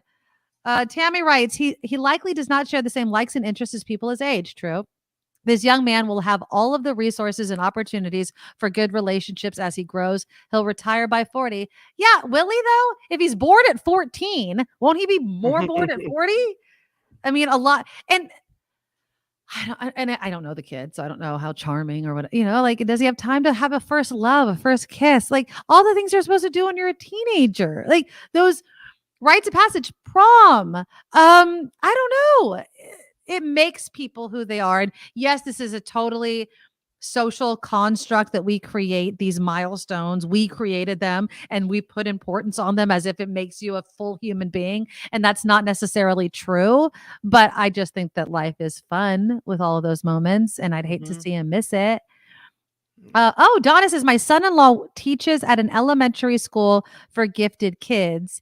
He says they have a huge emphasis on social emotional well-being. That's good. That's I wonder very where good that to is, hear. Donna. That's cool. I like that. Yeah. I mean, I think that social emotional learning has been growing even in non-gifted schools. Like I participated and volunteered at my kid's school, and that's exactly what the program was teaching about social emotional. And I know that just with, I'm not going to say average in a bad sense, but just not gifted kids. It's hard they know the lesson, implementing it in their daily lives can be like, oh, I still yell at some of the kids that were not yell, but I'm like, did you learn nothing in any of my classes as they're like gossiping? I'm like, taking out of somebody's bucket. I'm like, hey, like trying to reinforce the message. So even if these gifted kids are learning it, is it easy to apply in a circle of people that are gifted as well? Cheryl says, if you have a child who wants to strive for some degree of excellence, wouldn't you support them? Yeah. And that's exactly why I'm bringing this up, is whether it's sports or intellect, how do you balance it? How do you teach a kid that's a football phenom to be like, hey, make sure you have a plan B and C without kind of snuffing out their aspirations? And the same for someone that's very intelligent. Like, what are you doing to also balance all of that? So you're not just laser focused on must work, must do engineering, must do this, that, and the other. Well, what about all this other stuff that makes a life worth living? And that's what I think supporting them is. They don't need your help being supported in their academics. Right. What they need is your support in these other areas. So part of supporting them is making them a well-rounded person. Yeah. Square says emotional takes precedence over grades. I would say that's true. I would much rather have a happy kid than one with straight A's. I would. I don't want to see my child depressed, stressed, unhappy because they feel like they have to achieve this sort of. Now, again, they might not want to do their homework and it may upset them, and I'm not going to let them off the hook for that. But there's a balance. Like in the grand scheme of life, what does it matter, right? What does it matter? Be happy, do things you like, and yeah. So that's really interesting. Well, I feel like we just finished news. Do you have headlines right now, or am I going to squeeze in affirmative action before Tim? Go for affirmative action. Okay, let's talk affirmative action real quick before Tim Sika is going to join us to round out the show. So you had teased this yesterday. So this U.S. Supreme Court is taking a look at affirmative action, and many believe that it's going to be, it's banned in the state of California. Okay. So here in California, since 1996, we have not had affirmative action in our schools. Actually in 95, it started when UC Regents voted to eliminate affirmative action. And then of course, then it was banned officially in 1996. And while the CSU system has had a little bit more diversity, the UC system kind of struggles for diversity. And now the U.S. Supreme Court, a conservative court, is set to decide whether or not affirmative action is unconstitutional. Great opinion piece in the New York Times. Who's it written by? Christopher Caldwell.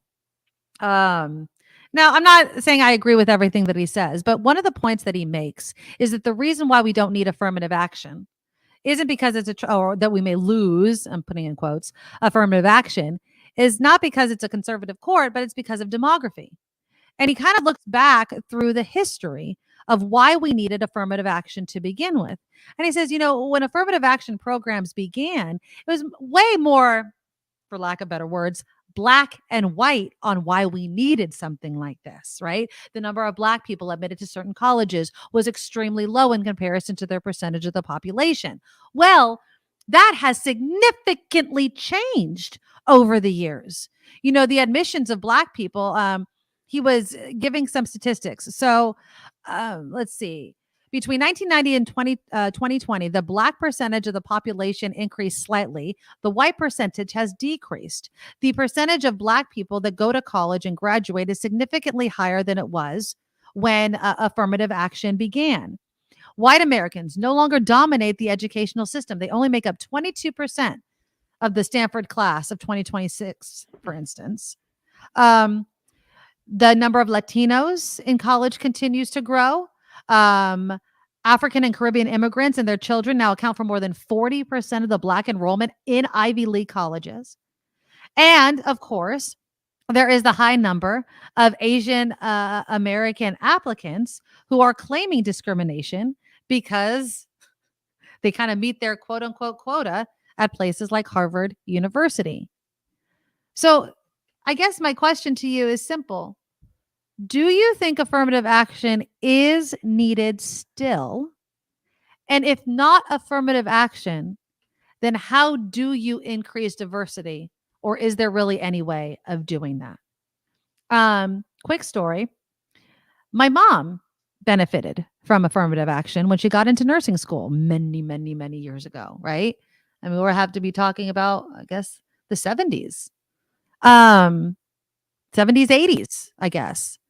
And, she is, I when I talk to her about it now, I think she sounds torn, although I've never flat out asked her if she's torn on it.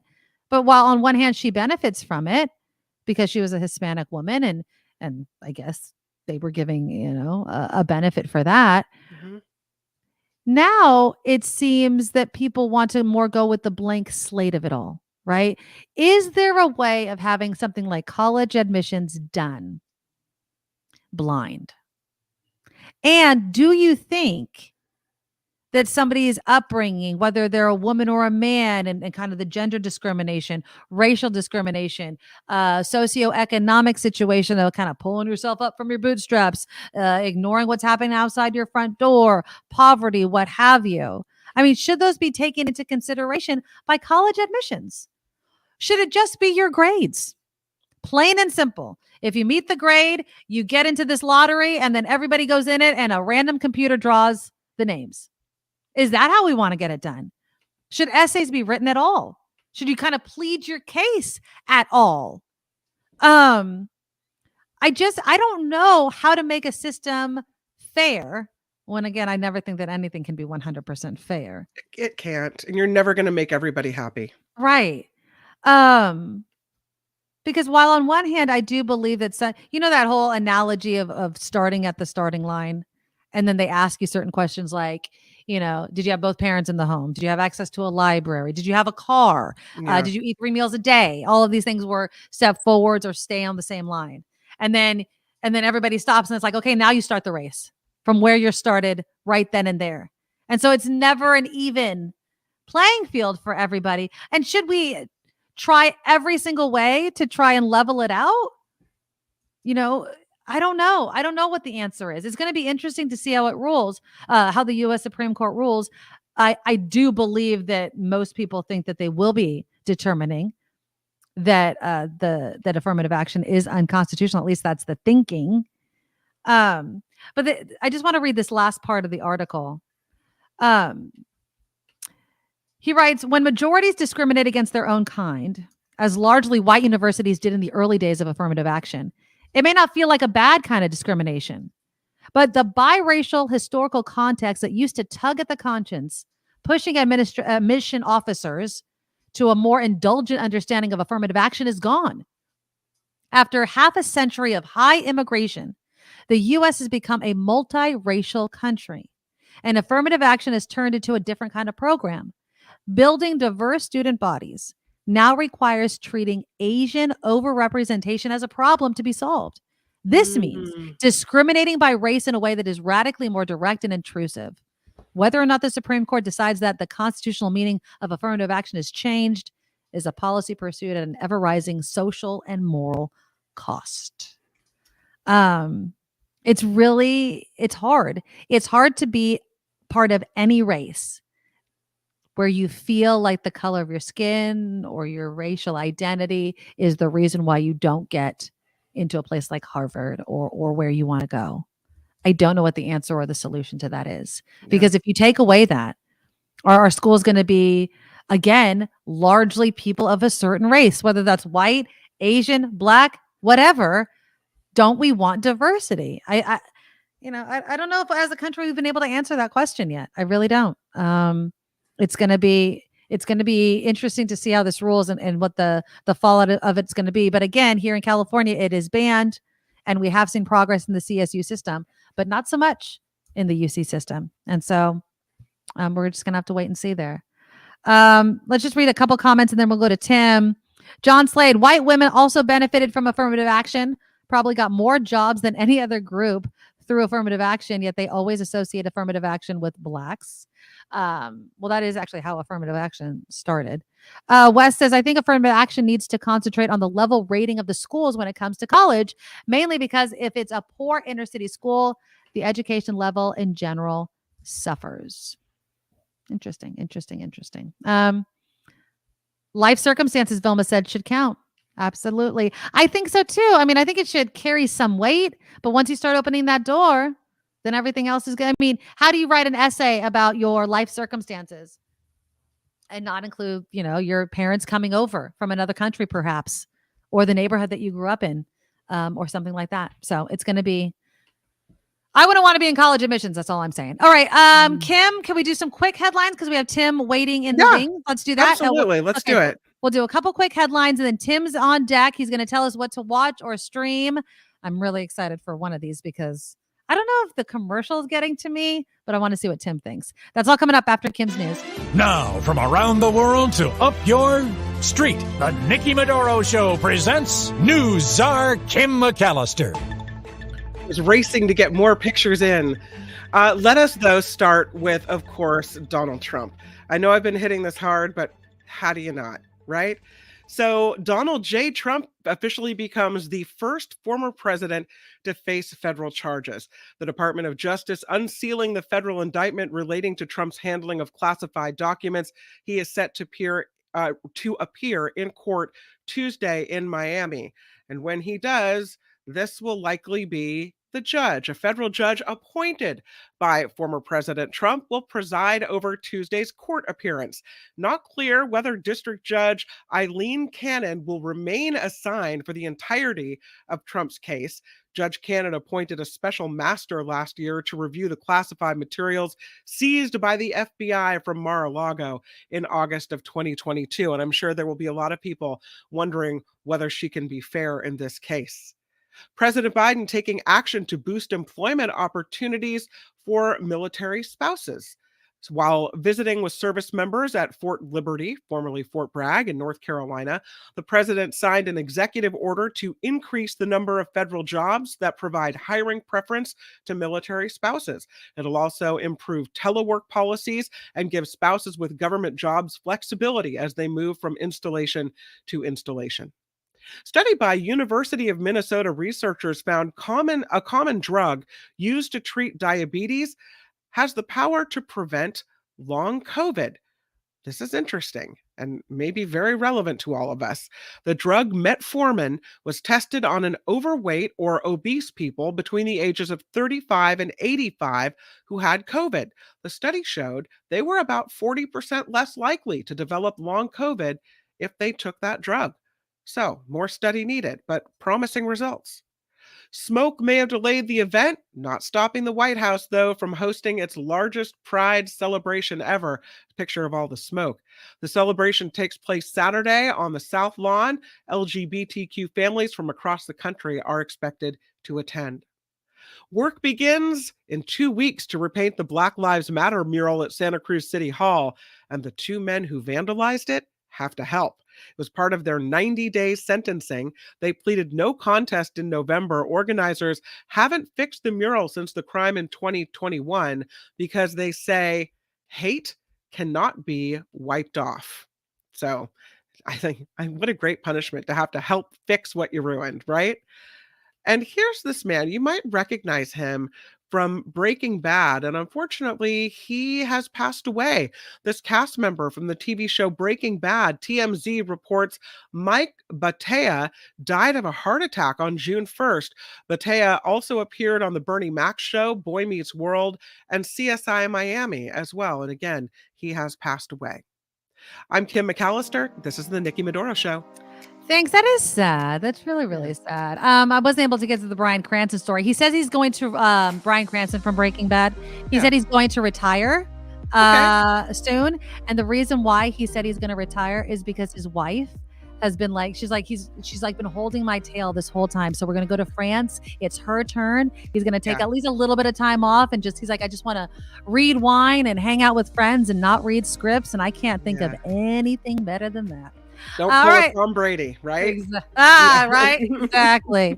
Let's welcome Tim Sika to the show. Tim, hey ladies, happy Friday! Happy Friday to you too. All right, so I want to get straight to the movies because there's one ad that I keep, and I know that movies do this, Tim. I'm sure that you get all kinds of trailers and things like that. But the Flash ad with people coming out of the movie, oh my God, it's hard. And then with Michael Keaton, and I'm just like, I felt moved to watch this just simply from the commercials. And so I want you to tell me, does it live up to the hype that I keep hearing and seeing? Well, let's just say that it's Hollywood's what seems to be now a thing. It's like an almost weekly superhero movie release, right? I think this is like the 13th installment of the DC Extended Universe. It's another multiverse themed superhero epic, and the premise is that I don't know if I never read The Flash as a comic book, but it's about this guy's name is Barry Allen, who by day is this public forensic investigator, right? But when he's called upon, because he's also a member of the Justice League, he becomes the Flash, a superhero who can move about at superhuman speeds. And that's the premise. And in this story, which is a multiverse story, another multiverse story, God, it's really, it's it is doing wonders for my brain, I have to admit. Anyway, in this story, Barry Allen, aka the Flash, he has to go back in time to prevent the death of his mother and the wrongful incarceration of his father, which traps him in this alternate reality. Ezra Miller plays Barry Allen, aka the Flash, and he's great. He gives a great performance. Oh, nice. Opposite himself. When he gets stuck in this alternate reality, he encounters another version of himself. So the special effects are just amazing. And watching Miller actually play off another version of himself as Ezra Miller is dazzling. And it also makes for a lot of comedy. And that's what was the best thing about The Flash, is that it is surprisingly funny. And In fact, the only time I began to suffer what's becoming the thing, especially among critics, known as superhero fatigue, because we have to see all these movies. Right. It was only when the movie got serious, which is not to say that it got boring, but the drama, especially in the third act, it was noticeably in sharp contrast to the lightness and the humor of the first 2/3 of the picture. So overall, it's a good movie. I haven't seen any of I sort of go out of my way not to see trailers and stuff because I don't even want to be influenced by the hype. But overall, it's a good movie. It's good. It's funny, and it really it grabs you right from the get-go with this must-seen-to-be-believed opening sequence involving the rescue of a hospital maternity ward of babies and a therapy dog. Okay, leave it at that. When it started, I'm going, oh my God, if this movie is as good as the first 5 minutes, it's going to be a classic. Anyway, I think it's going to be a big hit. I think it's going to be huge. Yeah. Well, it's going up against, I guess, Transformers, Rise of the Beast. Rise of the Beast. Boy, are there a lot of beasts all over the screen in this movie. 7th Transformers movie. Oh my God. Based on the Hasbro toy.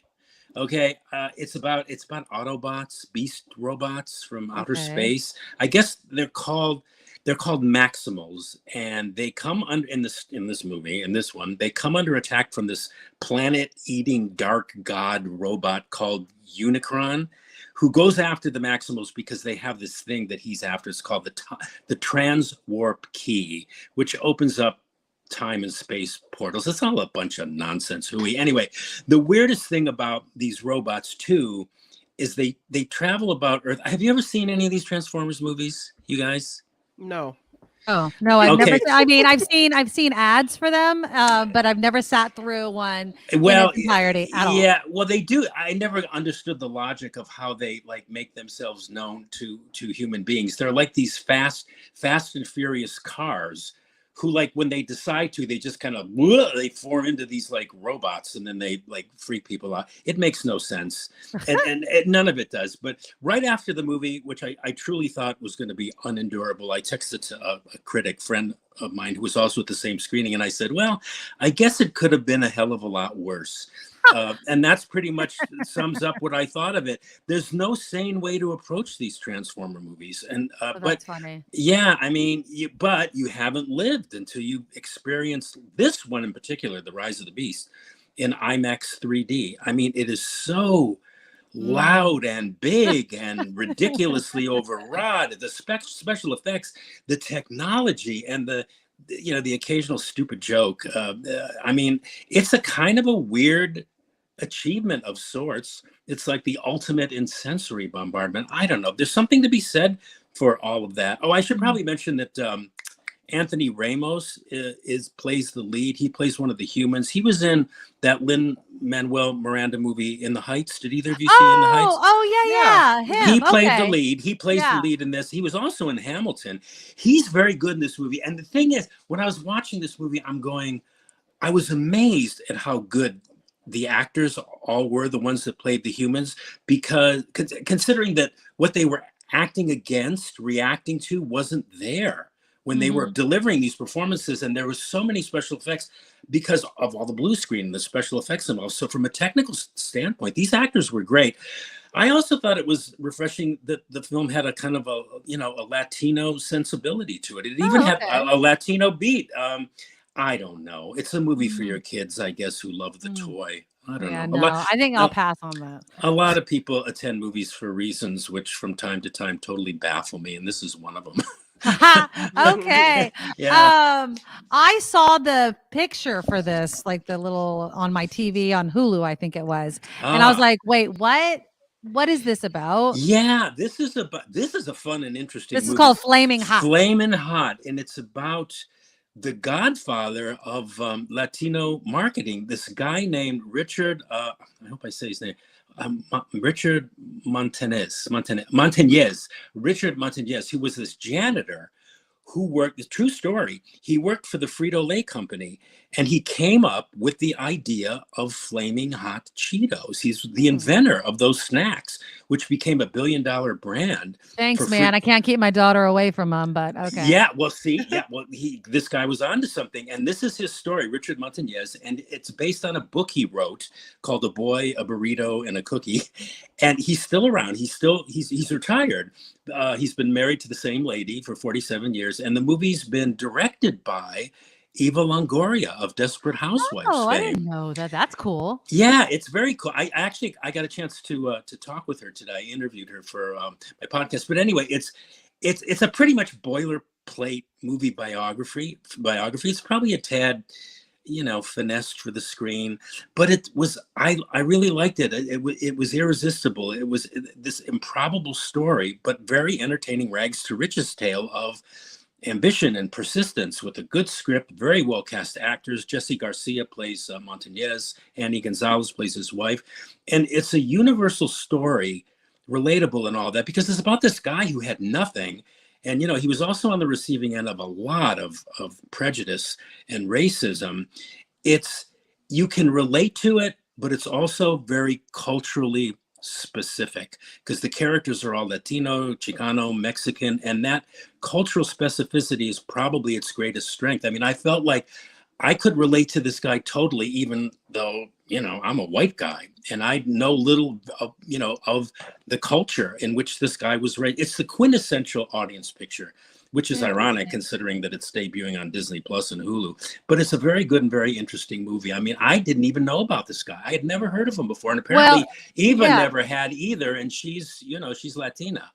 Well, apparently Frito-Lay put out a statement saying that it's not true that this guy invented Flaming Hot. Do they delve into that during the documentary at all? Well, you come. I don't want to give it away, but well, you come away thinking he did. I came away thinking he did. Boy, that would have been a good thing. Well, they didn't include it in the documentary. Yeah, apparently the LA Times, I was Googling it as you were talking, and when I saw that comment, they say that none of our records show that this guy was involved in any capacity in the Flaming Hot test market. Whoa, well, it's a great story though. Now it's a great story, right? Well, yeah, I guess I'm assuming in the book he wrote about it too. Yeah, he takes credit for it. So wow. Anyway, it's drama, but it's very entertaining. It's one of those movies you just put on and you just get so caught up in it, and you don't watch it then. Yeah, okay. it's not artsy. It's just a really good, well-told story. Sweet. All right, what about this one, Lynch Oz? Yes, this is a documentary. Total film geek that I am. I like this movie a lot. It's an essay movie. It's about the 1939 Wizard of Oz.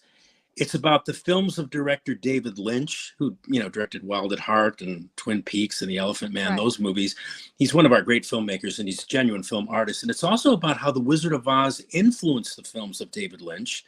He once said at a Q&A that not a day went by when he didn't think about the film, and he was very influenced by that movie, and you could kind of see some of that in his movies. Anyway, this movie sort of tries to connect all of that. I mentioned that it's an essay film, which basically means that it's in 6 sections, and it's narrated by 6 different film scholars, critics, and a few filmmakers who are making connections between the films of David Lynch and The Wizard of Oz. So it's a movie for people who love The Wizard of Oz, for fans of David Lynch's weird and strange and mesmerizing sensibility, and for film fans in general, because there's tons of movie clips, everything from It's a Wonderful Life to Eyes Wide Shut, from Gone with the Wind to E.T., and it just gives you a lot to think about. And it's one of these sort of stream of consciousness, free-flowing things.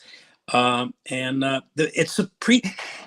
only criticism is that it presupposes that you have an interest in David Lynch, and his movies. Well, they put his name in the title, so maybe. Yeah. Well, his movies aren't to everybody's taste, but I think the movie's so interesting, and it begins with The Wizard of Oz as a starting point. I mean, who doesn't love The Wizard of Oz, right? I mean, right. Margaret Hamilton, the greatest screen witch of all time. I don't care what anybody says, but if you aren't a fan, you might become one after watching this movie. It's called Lynch/Oz, and it's playing exclusively. I wanted to give them a plug. It's playing exclusively at the Roxy Theater in San Francisco. Nowhere else, at least for this week. Yeah. Oh, cool. Okay, Yeah. that's good to know. All right, one last movie. It's called Dollyland, and that's D-A-L-I, not like Dolly Parton, but Salvador Dali. Yeah, Salvador Dali. Speaking of the strange and the weird and the odd, what could be stranger and weirder and odder than surrealist artist Salvador Dali, whose later years are covered here in this movie. It's aptly titled Dollyland, as in Disneyland. Dollyland, so named because of the strange parties that Dali sort of sponsored and attended in his later years, which would put Andy Warhol's parties to shame. Let me tell you, he would invite all kinds of like unusual people and animals to these parties, which he used to sort of, fuel his creativity. They're indescribable, but they're vividly depicted in this movie. But the stories about his later years, his marriage to his wife, Gala, who was really responsible for a lot of his success. And all this is seen through the eyes of a young apprentice who, when he's asked how is it working for this man, he said it was like landing on another planet. Sir Ben Kingsley, we can see him there. He adds another historical part to the dozens of historical characters he's played on both stage and screen. He's fabulous. And his performance as Dali is reason alone just to see the movie. But the movie's good too. You know, I happen to be in the bag for these biographical dramas, and this is good. It's funny, I haven't seen this one it's been a couple of months and I couldn't find my notes, but I do remember that I liked it a lot and I thought it was fascinating and colorful, very entertaining. Kingsley was great. And there were lots of things kicking around in it about, the artist process and fame and the business of art and how that gets messy, when you mix commerce with art and stuff. And anyway, that's cool. He was a very strange guy. One of the things the movie doesn't go into, but they illustrate, is he did not like having sex at all, but his paintings were obsessed with sex. His famous one was called The Great Masturbator. Google it. I don't know if I want to type The Great Masturbator in my name. No, thank you. Yeah. Well, anyway, it's a colorful film, and Kingsley is this guy. He's a friggin' mutant. He can play anybody. I mean, you look at his performance. You go, this is the same guy that played Gandhi. I mean, totally night and day performance. He's just a great actor. Did he win an Oscar for Gandhi? He did. Yes, he did. Yeah. Do you think this? Because looking at the picture, it looks like maybe that's another Oscar movie. This is The Great Masturbator. That's The Great Masturbator. That's not as bad as I thought it was going to be. So it's hard to say because it's being released by a boutique indie company called Magnolia Pictures, and usually, unless the movie really catches on, these companies don't have a whole lot of money to spend on promoting. And that's really where people get Oscar nominations, is the millions of dollars the studios spend on promoting their movies. They hold free screenings, they give away stuff, and they try to bribe you. Kind of, sort of. Well, anyway, if you're into Salvador Dali, then you'll probably go see it. So there you go. Yeah, so I liked it, but whatever that's worth. Hey, you know what? I like your recommendation. So I'm going to be seeing this new Spider-Man movie tonight or tomorrow with my birthday boy, whose birthday is today. Happy birthday, Dylan. I love you. I have a feeling Dylan is going to go ape over this movie. Oh, yeah. They're so excited. The boys are so excited to go. So, and I'm happy. And I haven't talked to any teenage boy or girl that has seen this movie that just didn't absolutely love it. And Awesome. Well, I'm very excited. I'll let you know. I'm sure I will agree with everybody else, but have a great weekend, Tim. Thanks so much. We'll talk next week. You too, Nikki. Thanks. Bye. Bye, guys. All right, that's Tim Sika, of course, with our movie reviews on Friday. Everybody, click the thumbs up button before the end of the show. I am off. I can't believe I'm taking a bunch of boys to the movies tomorrow, but it's going to be fun. It's going to be great fun. Let me say thank yous again to people that donated to our super chat. Rick donated not just once, but twice, $10 and $5. Wes did the same, $10 and $10. Thank you, Wes. And then Kathleen with a $20 donation. We appreciate you guys so much. You can donate even If you're watching the replay, just look for the $sign under the chat box. And we appreciate every dollar we get. We really do. Please go to thenikkimedoroshow.com, thenikkimedoroshow.com. Our Patreon link is there. And please consider signing up to become a monthly subscriber to our show because we love it. Right, Kim? Yes, we love our Medorables. We love our Medorables very much. All right. Everyone have a fabulous weekend. I will talk to you next week. Bye-bye. Bye, guys. Take it away. Where did my Jacob go? I lost. Oh, there he is. Nikki, you're all so awesome. You're proud, like a beautiful blossom. You're also the best. I really can't rest. You're all so awesome. Wow. Okay.